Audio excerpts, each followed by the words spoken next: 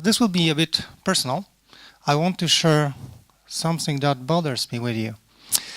I've been part of the Agile community, Agile movement for more than 6 years. And recently I'm becoming more and more uneasy about the direction part of our community is taking. And what I refer to is the apparent infatuation of some Agile gurus with the corporations and the corporate. I keep on hearing about Agile transitions and Agile transformations, and scaling is now a hot topic. So hot actually that there is even a snake oil solution being sold called SAFE for that problem.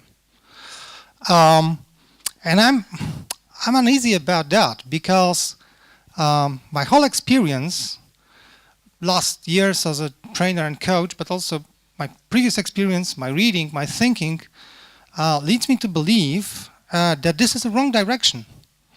I don't think we can achieve lasting change by evolving corporations. And it is because I believe that corporations are inherently dysfunctional. That means it's very hard to build a very large company so that it wouldn't be stupid and wasteful.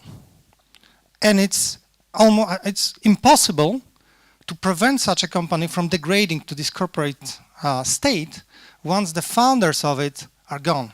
And by the way, HP is a great example here. It used to be a great technical company, and now it's just a corporate behemoth like all the others. Okay. Now, this is a lightning talk, so I will just focus on two aspects of the corporate dysfunctions, which I think are important. So the first one is the engagement or lack of it. The corporate dysfunction is about disengagement, and it's on both ends. On one end, you have frequently dispersed shareholders who are disengaged from the company. The only thing they are concerned with is stock price and dividend. And on the other hand, you have workers who are disengaged, and as many research shows, as lots of research shows, hate their jobs. The only thing that connects them is money. Now, it's almost impossible for an organization like that to have any real mission and to really care about any values other than profit. So no wonder that when I'm going to corporations and talk to people, I find that mostly they don't care about their products. And as you know, for Agile to work, for an Agile project or an Agile effort to work, there must be at least one person who really personally cares about the product. And that's usually missing. The other thing is, we have to think where the corporations came from and what they are designed or built for. Now, they are built to produce predictably goods and services that are repeatable at large volumes.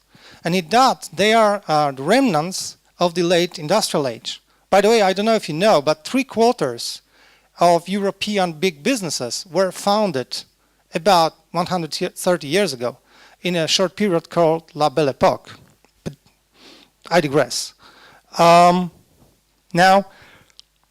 no wonder that such a culture and such an organization abhors innovation and change, because change endangers repeatability and predictability, and this organization is all about predictability.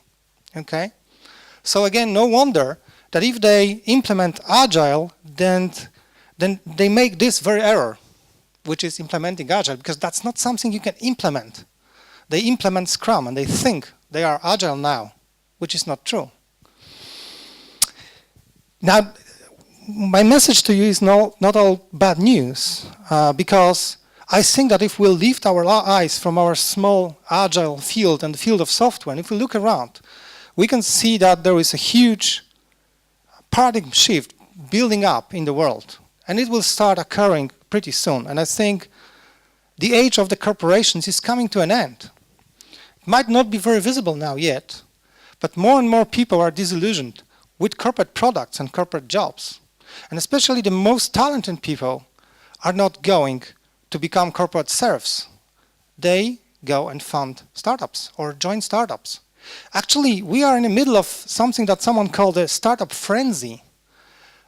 Startups are being created about everywhere, about everything. In July, I was in Karlsruhe for a Scrum meeting, and I learned that in the greater city of Karlsruhe, that's a city of about 300,000 inhabitants, there are 3,000 startup companies. Just think of this number. Now, if you think of startups as companies that want to develop yet another dating app for the Android, you are very wrong. There's lots of very deep innovation happening with startups around key topics, key challenges that we face as a civilization and race. Like, for example, the energy problem, how we are going to power our energy-intense civilization. Food, how we are going to feed our increasing population, and how we are going to do it without trashing the environment that supports us.